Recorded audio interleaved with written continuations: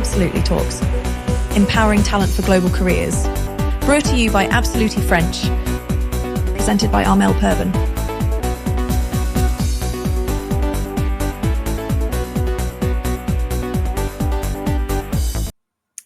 Hello everyone, I'm very happy to welcome you to this new episode of Absolutely Talks. This session is interactive, so please feel free to ask your questions in the chat. I can see them and we will take some of them during the conversation. And this is why we do it live, to learn together with you. So I'm Armel Perben, founder of Absolutely French. And at Absolutely French, we help international spouses integrate faster through language, culture, and community. So expatriation becomes a success for the whole family. So Caroline is the CEO of Mobility Compliance Group and the voice behind the podcast, We Love Mobility. So you can listen the podcast on all the good platforms. Yes. She speaks every month with global mobility leaders, giving her a unique view of how our ecosystem is changing in France and around the world. And together, we will explore three simple themes. What is really changing in the way we talk about mobility? How immigration trends are shaping talent mobility in 2025 and 2026. And the third one is why putting people first can transform mobility strategies. So, Caroline, thank you for being with us today. Hello, Ahmed. Thank you for inviting me. I'm really happy to be here. Yeah, And I hope I can bring some interesting insights and answers and ideas to you and the people who are listening to us. I'm sure. So I will start with the first question. From all your interviews, what are the main changes or big themes you heard again and again?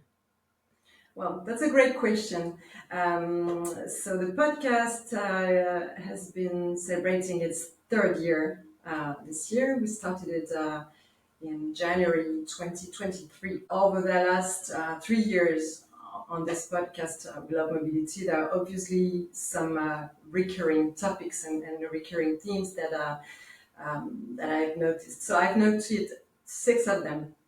I will not go into more detail, but I think it's very important to mention them.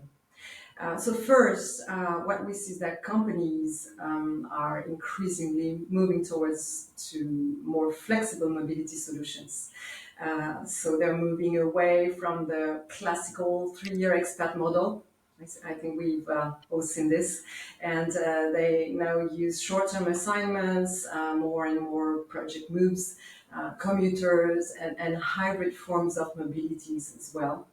So mobilities are usually shorter than they used to be. And we see also less and less families moving and more single employees. So that's the first point. Second, we've noticed that companies are facing new challenges such as remote work and work from anywhere topics. So employees want more flexibility about where they work, but this creates new challenges for HR and global mobility specialists, such as tax risks, immigration, social security risk as well. So therefore, it really depends on the company. Certain practices will be possible, other practices won't. But yes, it all depends on whether companies have established policies in this regard or not. Third topic that we also notice is that compliance pressure is increasing as well. So there are more rules, more laws. The laws change fast, especially in immigration and social security and the posted workers, which are 3 fields we work a lot with. And mobility teams are facing more audits and more controls because authorities increase the controls and tighten the rules as well. Fourth topic, it's a question of return on investment about expatriation and cost control and doing more with less. This is also a very recurrent topic, especially this year. So mobility volumes and complexity increase on the one hand, but teams are budgets don't increase. So most of our clients are impacted by budget cuts, and in the same time, companies want to focus more on the strategic impact of assignments, and they want mobilities to deliver return on investments, which I think is really difficult to evaluate.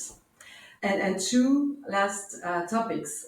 One is about the changing technology, of course, and data. Companies invest a lot of money in platforms, in tech in general, and they want better reporting. So the goal is to simplify the administrative processes, their processes, and free up time for more strategic tasks for them.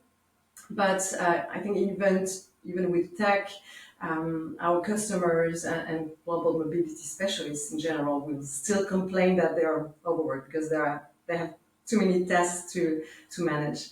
And finally, last topic, more and more companies want to contribute to greener mobilities, of course, and they try to implement things to do so, like fewer trips abroad, virtual property tours, for instance, furnished accommodation to avoid furniture, transportation, etc. So this is also a recurrent topic, and it's obviously a topic that will continue in the coming years.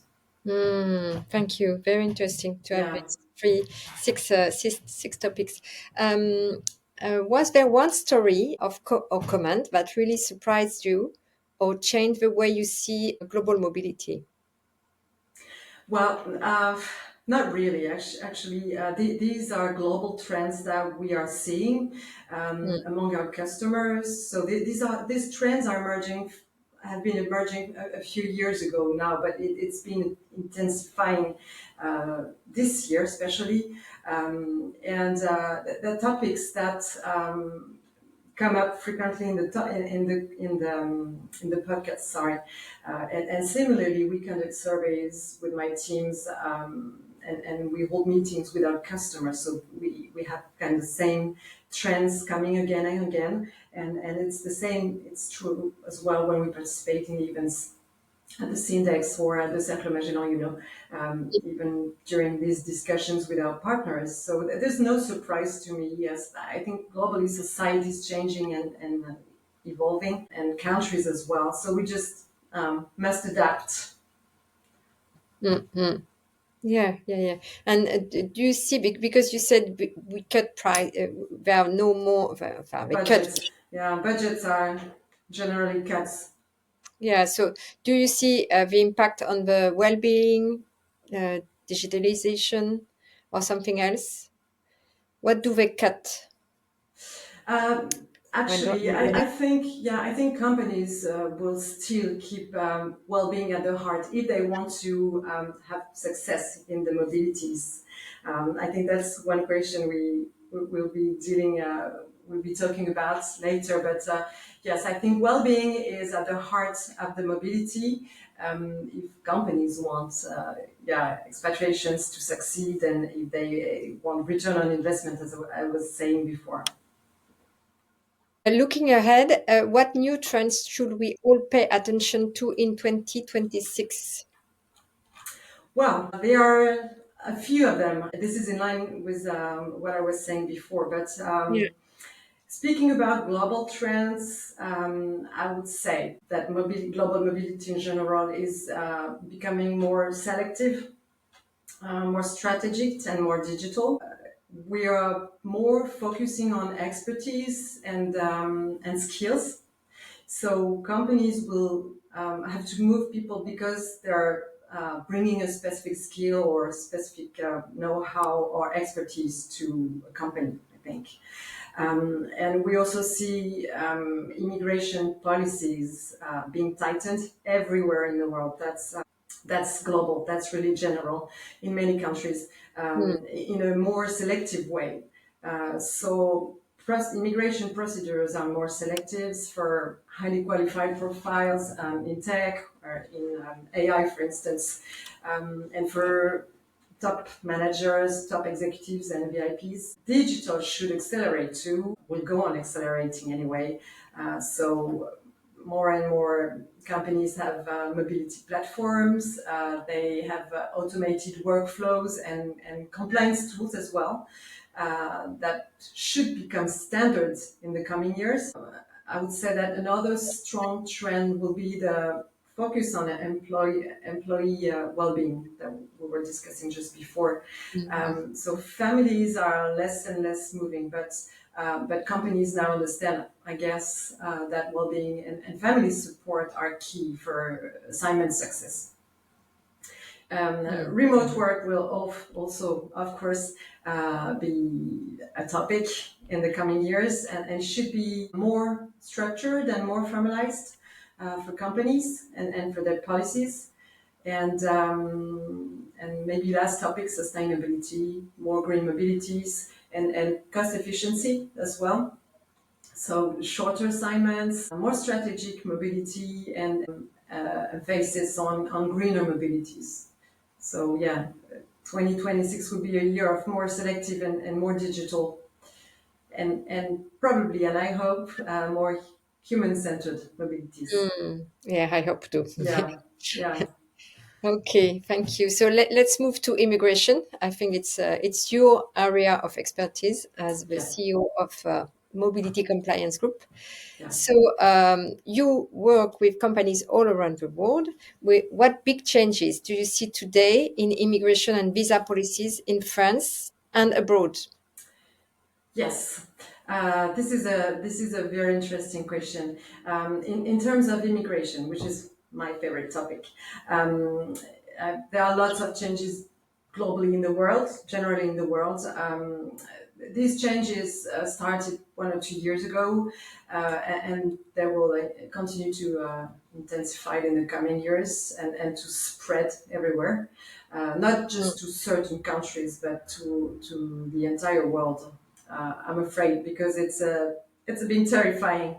Over the past 1-2 years, we've seen a number of major changes in immigration and visa policies worldwide. I'm not dealing directly with immigration abroad nor in France, but I've been talking with my experts internally. So it's not one single trend. It's rather a patchwork of different changes. Many countries are tightening the controls and the immigration procedures in general, while others are selectively opening for strategic immigration or for special skilled talents, bringing some expertise.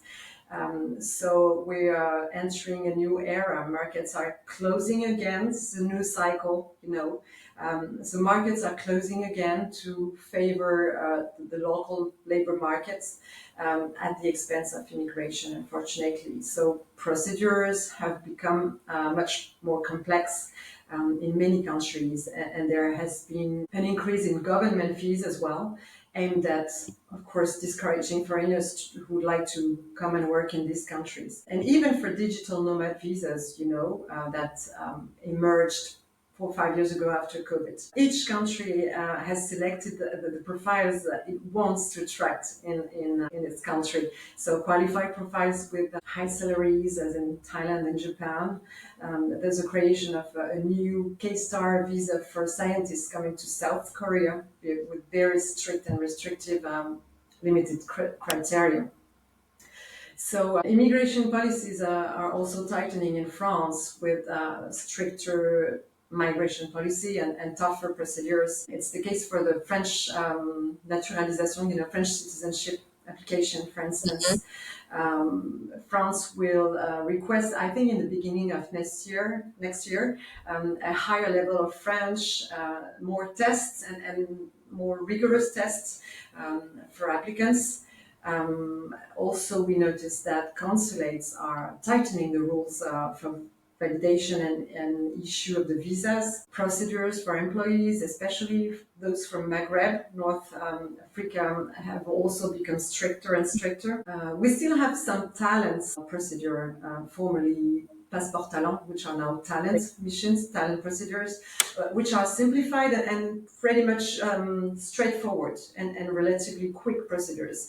But things are running fairly smoothly for these procedures in France. But we've recently increased the payment remuneration threshold for the European blue card procedures, for instance. And there's a new there will be a new decree next in the beginning of next year on what we call multi-year cards. Apparently, there will be tests to pass, which don't exist at the moment. Sorry.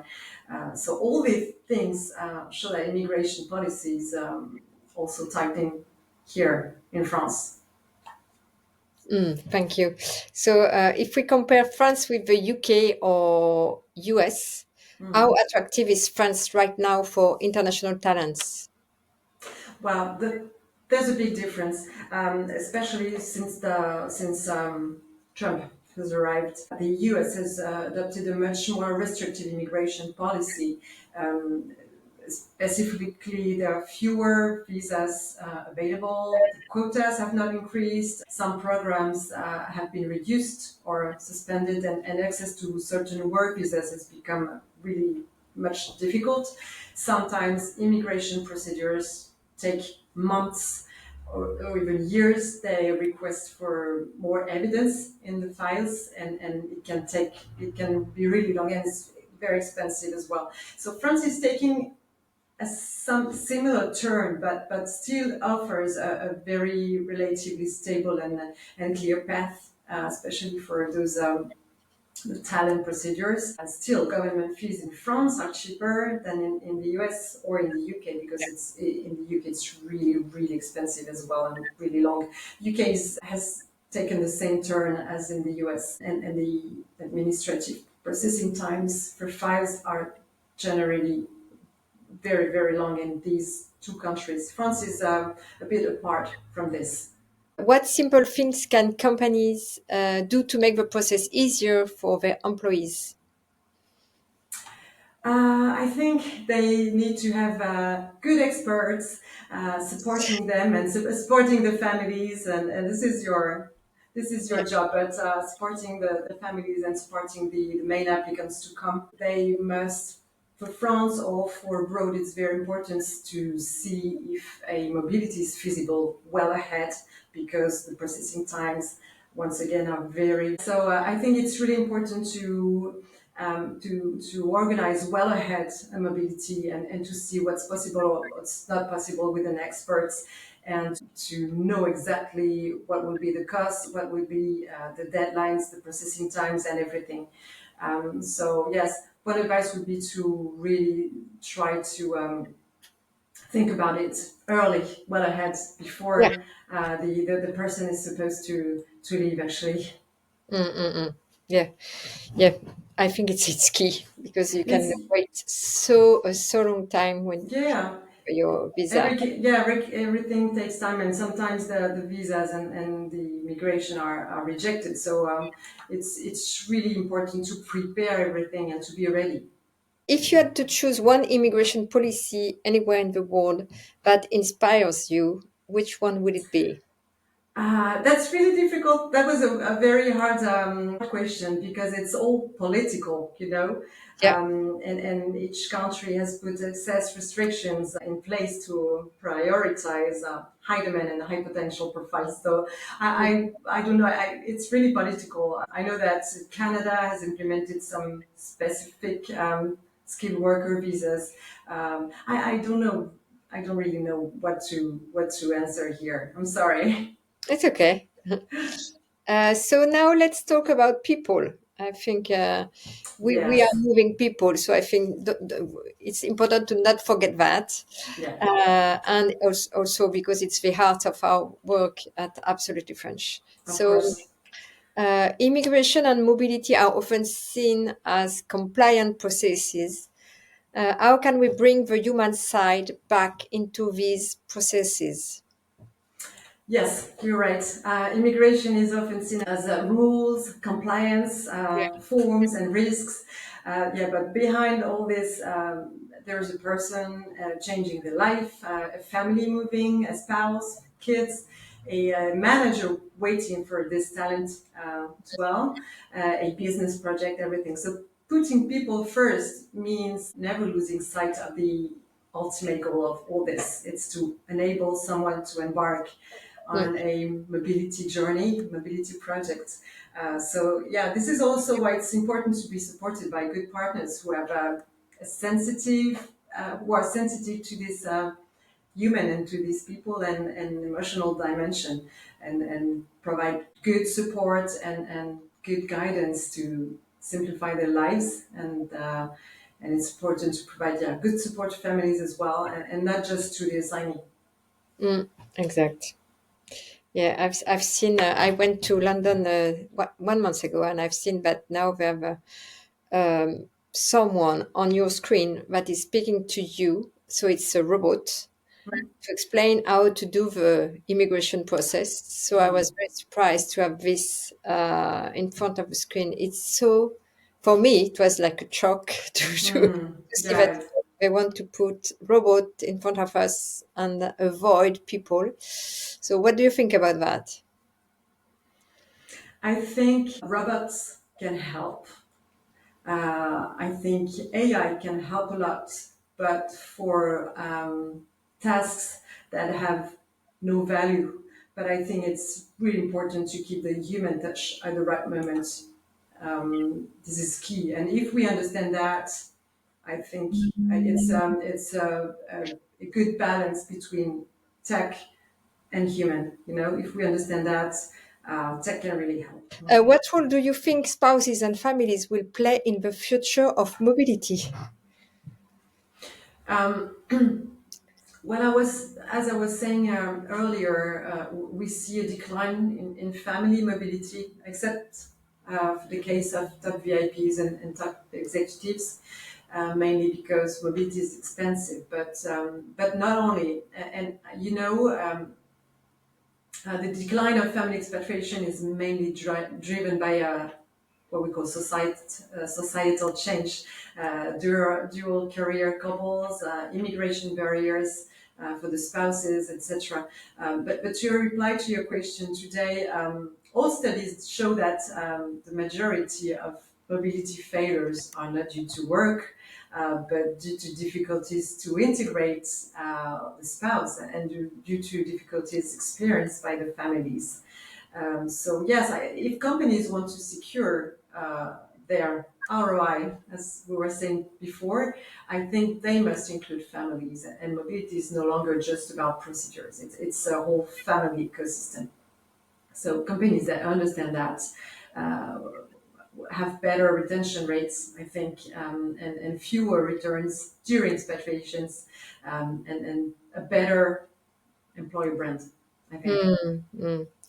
Thank you, Karen. It's really something that is really important for us because we are. I truly trust what you said. Yeah, if you don't integrate spouses, they don't find a job. So for me, integration is the first things to do. So I really Yeah. agree with you. And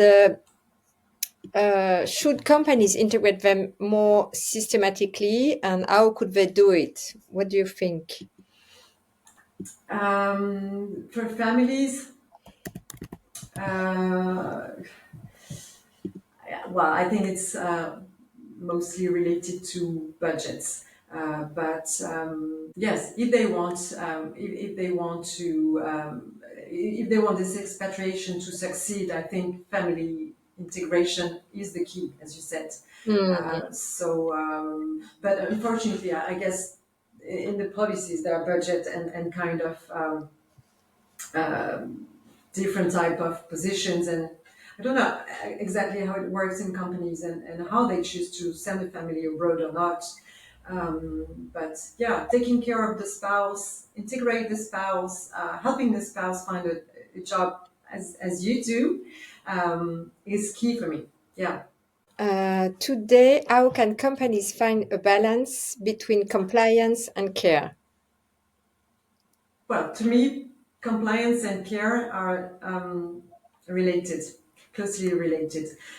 Compliance without care and without support can become like cold bureaucracy, you know. Mm, mm, But care and support without compliance can become anarchy or chaos. So both work together, and I think the future of mobility belongs to companies that can be rigorous in the way they have all their processes and can be generous in their humanity and communication, so that both party, HR, I mean company, and the assignee and family are satisfied.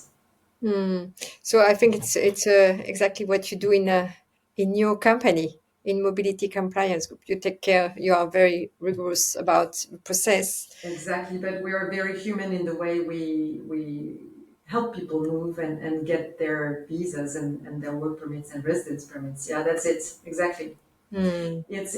I think if you put humanity and clarity and empathy with compliance and the respect of all the processes, and if you put the human and the people at the center of your programs, everything else will follow easily. And compliance, retention, and trust for both parts. So, yeah, I think this usually works for companies with a very strong DNA, with strong core values, uh, when they focus on people and trust. Um, Maybe Mm. you're wrong, but yeah, that's my point of view. Mm. Mhm. Very good. Um, so finally, if you could share one message with HR and global mobility leaders watching us today, what would it be?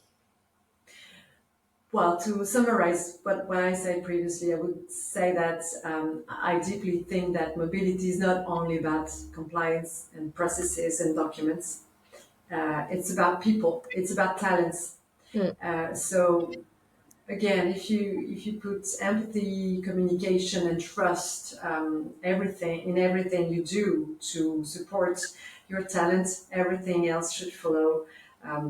And yeah, that generally works in this kind of companies that have understood that human and people must be put in the heart of everything. Mhm. Yeah. Thank you, Caroline. Thank you. I have another question because so it's not on.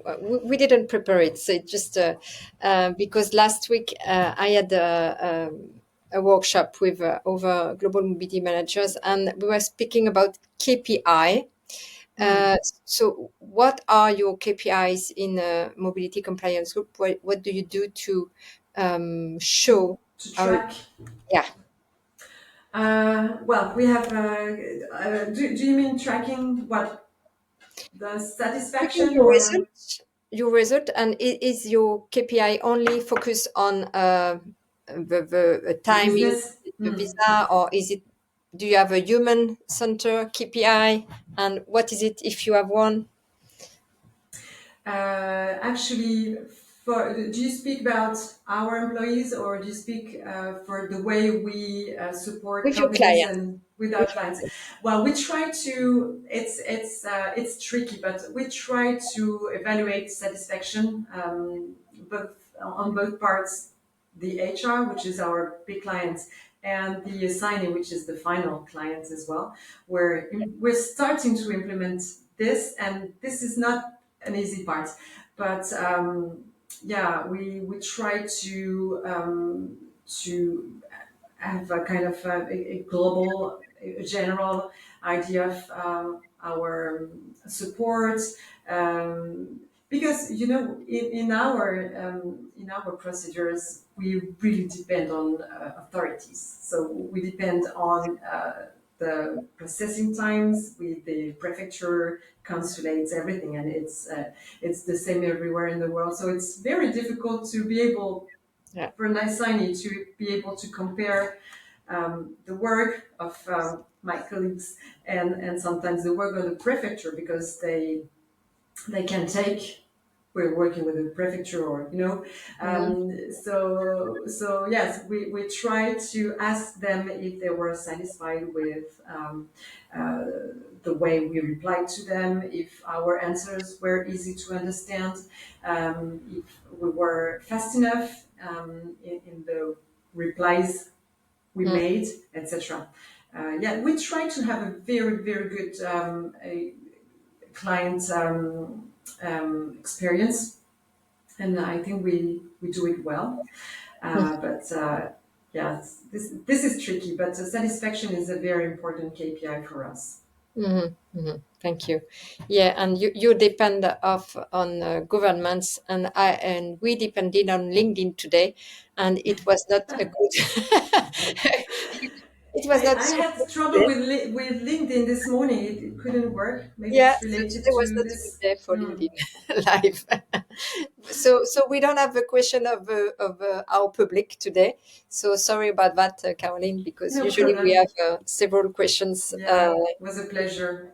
Yeah, so it was good to have you today, and if you, I will say to the audience who are listening to us, even if it's later, you can still send questions to Caroline. Definitely. I say it in Yes. English, but Yeah, no and problem. she will answer to you, of course, on LinkedIn. Thank you so much. And Caroline, what is your next podcast? What is your next guest? Okay. Next, so maybe you have noticed that there was no episodes Yeah, in November. You yes, noticed it, okay? I was like, nobody will notice it, but you did. of I course, was because such in a hurry. I was such in a hurry, as I told you, yeah, so I didn't have time to prepare anything and to have the right guest at the right moment. yeah, But so next guest will be Louisa Fenouche from Accents. okay. So Louisa is a global mobility specialist, global mobility manager at Accents. And the podcast will be live on next Monday, this Monday. This Okay, Monday, great. yeah, December 8th. So yeah, I'm really happy. It was a great interview. It's a long episode. It's longer than Unusual. usually. It's Yeah. like Okay. 25, 30 minutes. But yeah, really, really interesting. I hope that I can get some feedback from you. Okay, yes. So it's on Monday, 8th no, December. And Yes. the next Absolutely Talks, I hope it will be alive, will be on 5 January. So I will be happy to see you again in 2026. Thank you very much, Ahmed. Thank you, Caroline. Bye bye. See you. Bye.